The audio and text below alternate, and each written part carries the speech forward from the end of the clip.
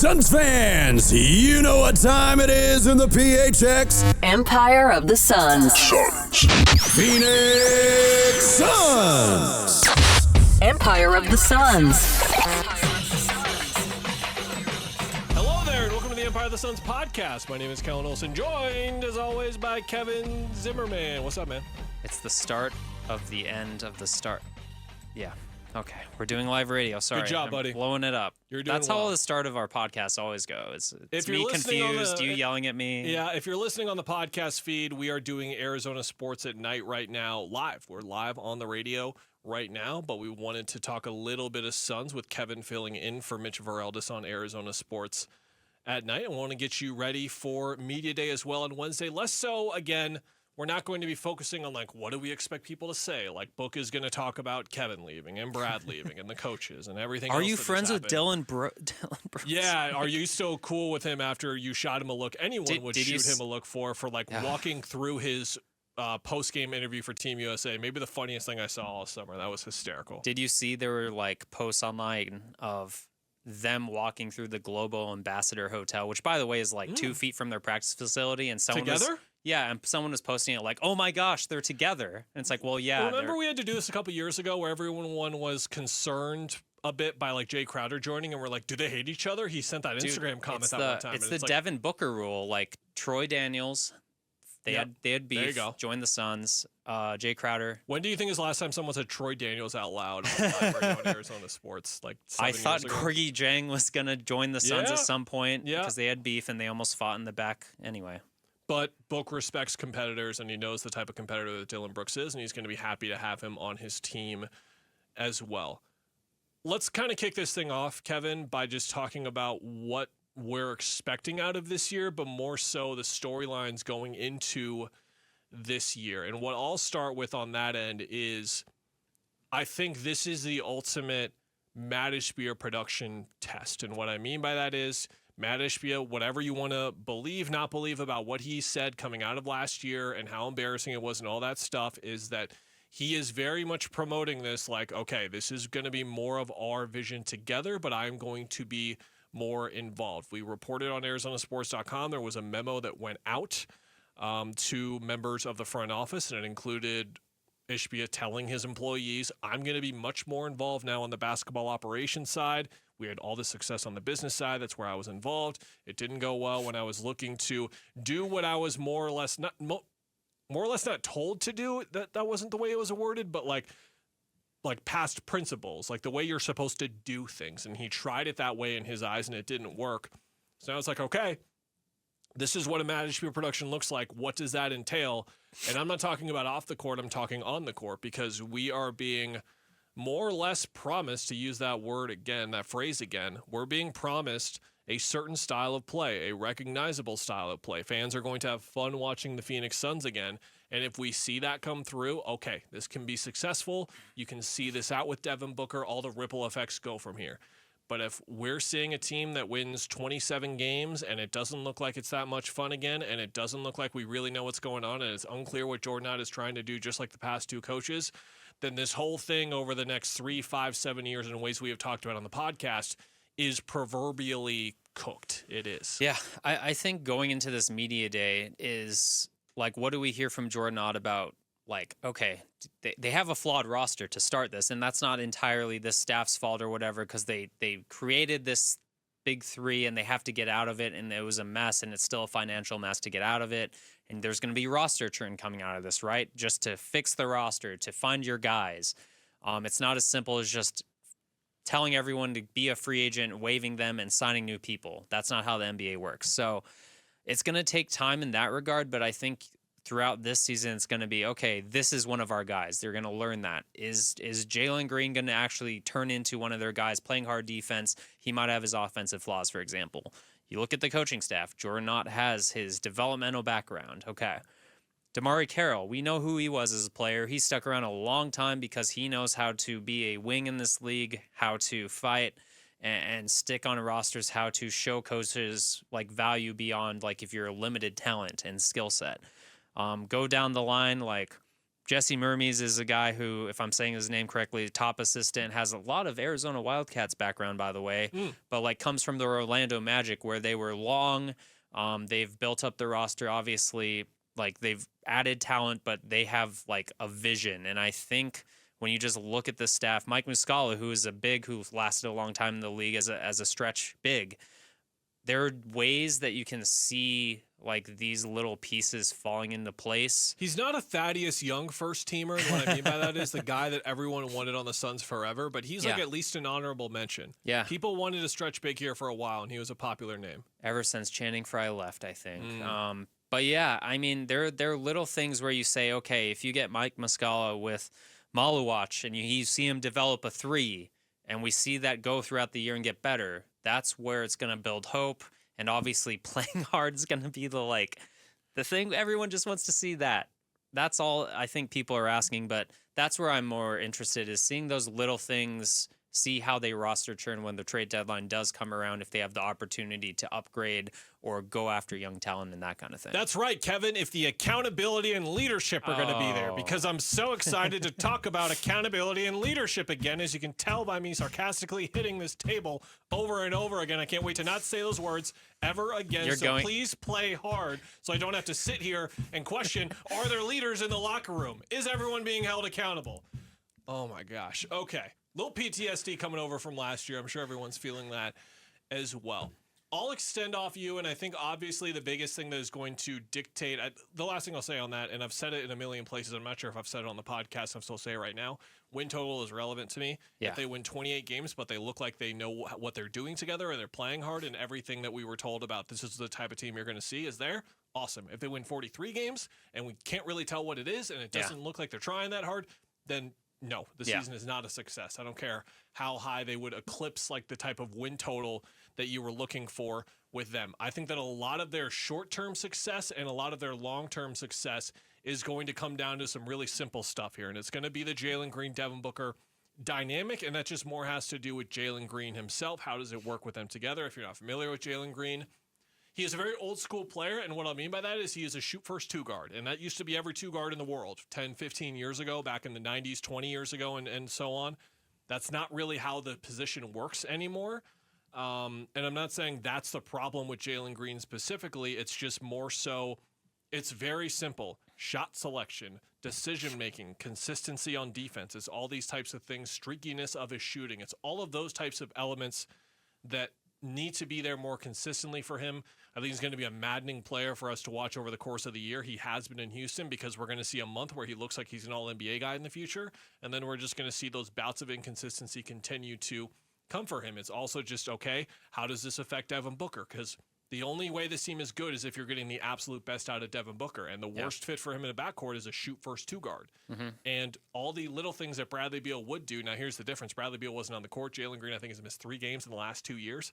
Something like that, or in the last 4 years, the number is. He doesn't miss games. Bradley Beal did, but when Brad was on the floor, those little things came more naturally to him. They do not for a younger player like Jalen Green right now. So that's going to be a huge part of this, and just how, to your point, the roster is out of balance. It does not really mesh together, but there are versions of this team when you look at the roster where it can fit together, especially with all the youth that they have right now, right?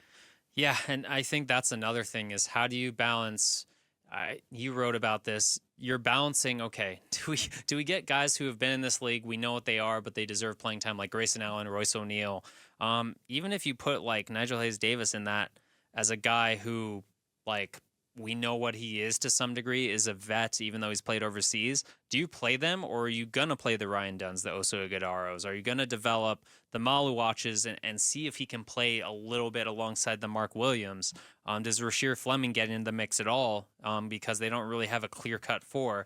So it's going to be a weird, again, that's not even like positional roster balance. That's direction of team, and are you developing the young guys to get them better faster when you also have these vets who are honestly like looking like trade bait contract guys like at this point, which is disrespectful to them because they are good NBA players. So how Jordan Knott, a guy who has not been in this chair before, manage those personal interactions. Hey, Royce, I'm going to sit you because I need to play the young guys. Like, is that going to go over well? Is that going to mesh with the front office, working with his agent to trade? Like, there's a lot of complex stuff with this roster. And I think another element of it is like the Eric Bledsoe being the worst case scenario of it, where this was like past like is Eric Bledsoe an all-star to more like what Eric was going to be in the NBA for the rest of his career, where he was horrible on defense in Phoenix for the rest of that season, and then coming into the year, and then the hair salon stuff happens, and then he makes all defense in Milwaukee. It's like sometimes it's just about the situation and what you get from out of the players the most, the coaching staff, the vibe, all that stuff. So again, it really just does go back up to the top. Who are some of the players that you're kind of focusing on the most individually? Maybe not so much again with what they're going to say on Wednesday, but you're watching for through camp and maybe like the first 2 to 3 weeks of the year. We talked about Jalen Green, but is there anyone else that you're really looking at to that interests you the most? Like you can say Collin Gillespie, you could say Rasheed Fleming, or you could focus on some of the more key guys. Where do you want to go? I will say I'm excited for you to ask about who's playing point guard again for the year in a row. It's not going to be you. I'm sorry to bring up this sour subject. We need to be nicer to each other. I'm sorry. Okay. Like we can't be giving each other crap like this in terms of a Suns related thing. I'll put it that way, right? With Suns related trauma, not really we need sorry, to actually, be there but, for each other. The Suns should be sorry. You don't need to apologize at all, brother. That's fine. Who are you looking at? You want to go to point guard? I want to. They only have one technically. No, I don't want to go to point guard because I think the Jalen Green book conversation's interesting. We can have that if you want, but I think center with Mark Williams and I'm most interested in learning about him because I've read good things about him. We all know about the injury issues. We all know about the Lakers trade that didn't go through with him last season. I'm curious if he has thoughts on one. What are those issues? Are they in the past? Does he think he can be a healthy human being? But like his skill set is intriguing. You wrote about it maybe a month ago. Like the numbers are just insane as far as production, the rebounding, the blocked shots. He's a really good athlete. Rim pressure is going to be really good. And I think he and to some degree Malawach are going to be super important because, again, with this roster as is, you would think the defensive principles of this team are, okay, we have a undersized roster. We're going to put a lot of pressure on the ball. And, hey, if we get beat, we got some tall dudes back there protecting the rim and onto the backups. And I think that's going to be super important to how well this team does if those centers can really hold it down on the back end. Yeah, I think that there are actually strengths within this team beyond just having Devin Booker on it. I think that the wing group is a lot better than people are giving it credit for. I remain pretty high on what Royce O'Neal can do. I remain pretty high on what Grayson Allen can do. I think that if more injuries persist, like, for example, Houston's version of it is like if the Suns were really deep at point guard, it would be like, oh, okay, there you go. Fred VanVleet's out for the year. Could you use this point guard here? If a team loses a wing or a wing gets hurt for 3 months, it's like, okay, can we revisit our talks with Grayson Allen and Royce O'Neal? We're out of the apron. We have this flexibility to go with as well. And then I think Dylan Brooks, I think Ryan Dunn and Oso Ighodaro are the two guys I want to bring up next just because I want to see if the balance of power with decision-making on the court, like rotational choices, I'll put it as, but it's like last year we saw a clear lack of dedication to playing the young guys. Mm-hmm. Jordan Knott was brought in primarily because he's a player development guy. So is he going to be able to look at Royce O'Neal, like you said earlier in the show, and said, okay, we need you to play 15 minutes a game, 20 minutes a game, because that allows Ryan to play 30. You need to look at Oso Ighodaro and go to Nick Richards and be like, hey, when Mark Williams, I'm going to probably do that a couple of times with the centers. When Mark Williams is out and we're going to play Kaman a little bit, we're going to play you. We're not going to play you. We're going to play the kid. We want to see Oso get going because as we reviewed on our last episode we did back in July, we really liked what we saw from Ryan and Oso, but both of them are not positioned perfectly in a way, I'll say, to get playing time. I did a column where I looked at like rotational choices and I put Rasheed Fleming in there and a couple people responded to me like you're probably going to want to play Nigel Hayes-Davis instead. And I like what I've seen from his international tape, but why? So you can be a little bit better. Maybe that helps instill things and makes the culture and identity easier to put in, having a veteran in there as opposed to the kid. But you need to play the kid. You need to draft the kids. So are we going to see at least 3 of Oso, Malawach, Fleming, and Dunn in the opening night rotation. Ooh. Dunn will be in there. Malawach, I don't think so. Fleming, maybe.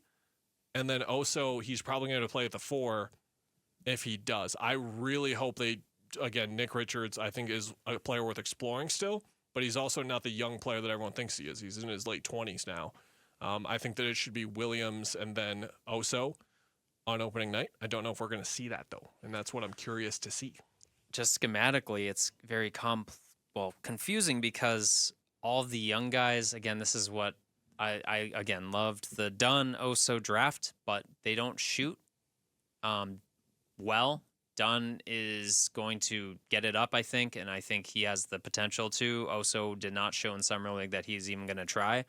So, can you even get 4 shooters on the court most of the time? If you do go young, that's a complicating factor, and that's why I think Rasheer Fleming and Nigel Hayes-Davis are going to have a little bump in value on this team, just because if you get Grayson and O'Neal at the 3 and you get a shooter at the 4, that's just going to solve a lot of your problems around Book and Jalen Green minutes. So, yeah, it's interesting from a schematic perspective too, and I think, the point guard is gonna start there for what the offense looks like too. Yeah, the majority of my concerns with the team just have to do with the backcourt in general, just the lack of a point guard. Where I thought the lack of a point guard was okay previously, but it wasn't. Yes, you can, but be quick about it, please. Okay, I'll sell you on the Jalen Green upside thing. Look, I don't think he's a point guard. He might play point guard. He did actually bring the ball up as initiator a lot with Houston, and he's going to attack that way. And I think him getting downhill off pick and rolls and just trying to be aggressive himself